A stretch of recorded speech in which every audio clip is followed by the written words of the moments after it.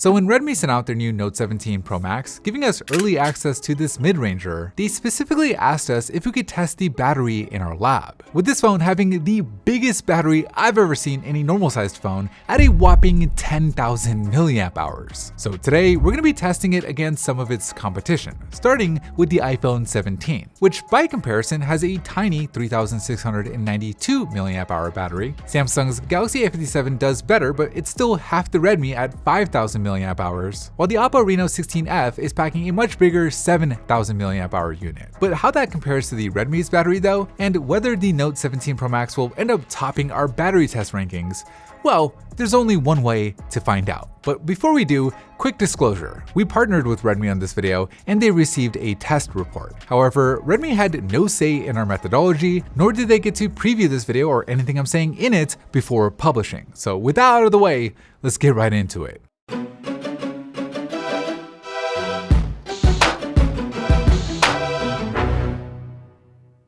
Alright, we'll kick things off with each device going on a 1-hour phone call. They're all connected to the same Wi-Fi network and are within equal distance of the mini cell tower in our lab. Now, for some reason, despite having full reception, the Galaxy did drop the call a couple of times, where we had to quickly reconnect it. But either way, it didn't seem to make much of a difference, with all 4 phones doing really well. The Galaxy dropped by just 2 points, the iPhone only by 1 point, while the Redmi and the Oppo are still reporting 100%. Of course, they had to have used at least some of their battery during that phone call, where one thing we have noticed with manufacturers is sometimes those battery estimates are overstated early on, and we should get a much better idea of what's actually happening here in messaging. And 1 hour of texting later, wow, the Redmi only drops by a single point, the Oppo drops by 5 points, with a 6-point drop on the other 2. Meaning, heading into email, the Note 17 Pro Max is still sitting at 99%, which is the highest any phone has ever been at this point in the test. Now, the task itself here is pretty lightweight. All we're doing is opening and scrolling through the same set of emails, so it's worth noting that we calibrate each display to the same 200 nits of brightness. Obviously, we can't control for things like screen size and resolution though, so in theory, because the Redmi has the biggest screen while also having the highest resolution of the bunch, we should see it consume more power.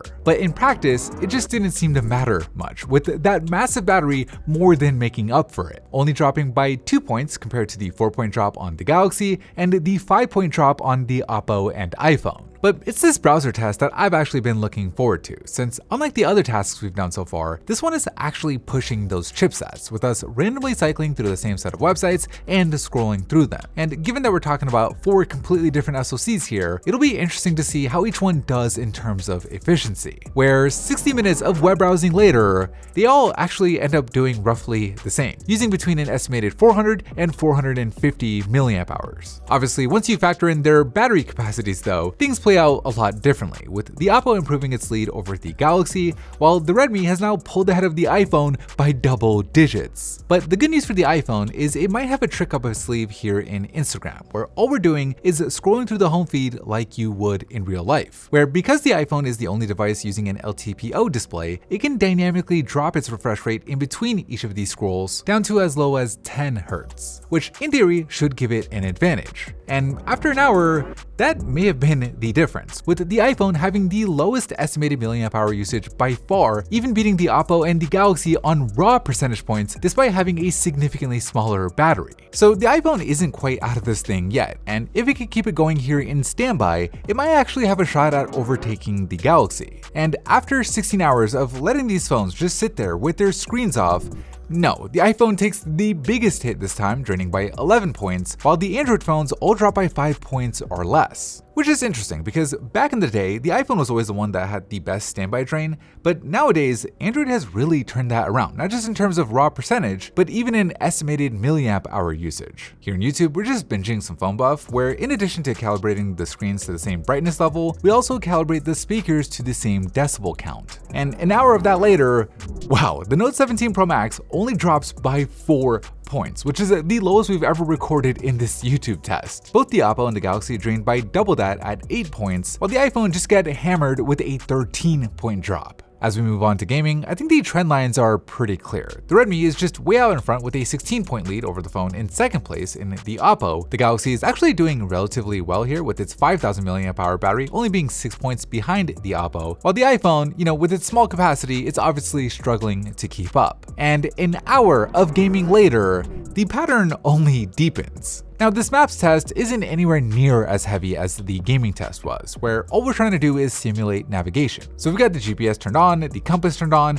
and the phones are actively pulling traffic information, where after an hour of that later, all four do almost exactly the same in terms of estimated milliamp hour usage, with capacity obviously being the difference maker here. The Spotify test is pretty simple. We just have our robots listening to music, where again, the speakers are all calibrated to the same decibel count. And an hour of that later, this one's pretty insane. Only a 3-point drop on the Redmi compared to the 9-point drop on both the Oppo and the Galaxy, and a 15-point drop on the iPhone. Which means heading into Snapchat, the most intensive test in this entire suite, the Redmi still has 70% remaining, while the iPhone, well, it's on its last legs at 9%. And unfortunately for the iPhone, after just 43 minutes into it, it calls it quits, at which point the Galaxy still has a healthy 27% remaining, the Oppo is doing 10 points better than that at 37%, while the Redmi is 30 points ahead of even the Oppo at 67%, which means only the Android phones make it to the app cycle stage, where we're just gonna run these phones until they die, opening and closing the same set of apps in a loop, where the Galaxy A57 puts in a really strong time of 1 hour and 55 minutes, which honestly I consider to be excellent battery life. The Oppo, with its 7000 mAh battery, obviously does significantly better, lasting nearly 2 hours longer than the Galaxy, finally dying after 3 hours and 40 minutes into app cycle, with the Redmi now being the last one standing with 43% still remaining. So at this point, the competition for the Redmi isn't the phones in this lineup, but it's the top spot in our all-time rankings, currently held by the OnePlus 15. And this thing just would not die. Like, I was curious if it was gonna degrade towards the end of its life, since sometimes, phones overrepresent on their battery life.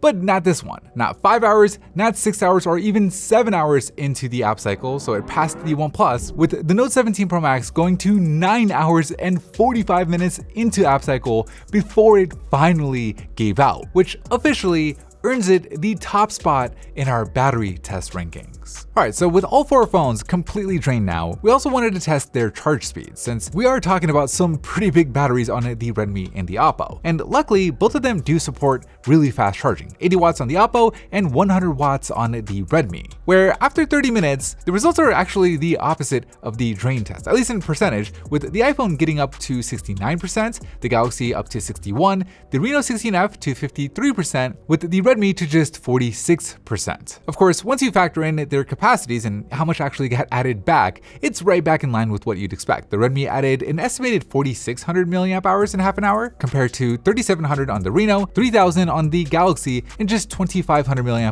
on the iPhone, which if we extrapolated based off the data from the drain test, means half an hour on the charger will take it the furthest on the Redmi. The Oppo and the Galaxy actually come out about the same, while the iPhone, despite its high percentage, will actually get you the least. But anyway, that is it for me in this video. Big thanks to Redmi for sending the phone out to us early and partnering with us. Thank you guys for watching, and as always, I'll see you in the very next episode.